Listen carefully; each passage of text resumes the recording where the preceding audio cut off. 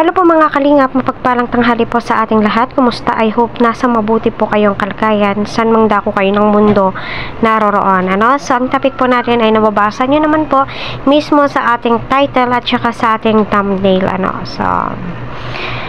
Para sa akin, yes, kailangan pag-usapan para ganon ay maklear na kahit sila Kalingap Rab ay napapag-usapan nga po ito dahil nga po sa awa kay Edo. Although, masasabi po natin napakasayang po talaga ang effort ng bawat isa dahil nga nung nakapagsimula na ay tilabay nabaliwala ang lahat.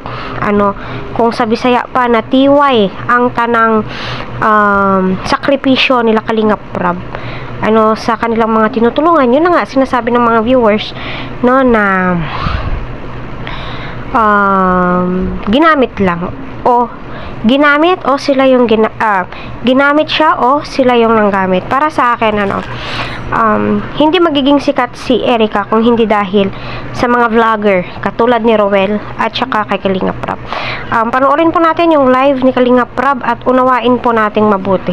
At saka sa mga basher dyan, supporters dyan, mas mainam tikom yung bibig, magmasid po tayo kung ano yung buong katotohanan, di ba? Salamat po sa pagmamahal po, tsaka po sa pagtanggap po sa akin. Thank you po. Thank you so much po.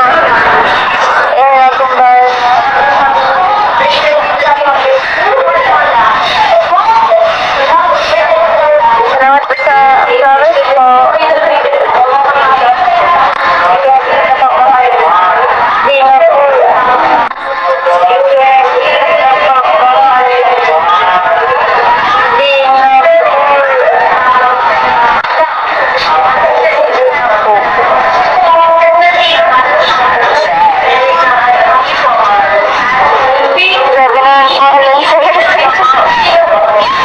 Ayun po mga kalingap na narinig po natin yung boses mismo ni Erica sa live po niya yon sa TikTok account po niya.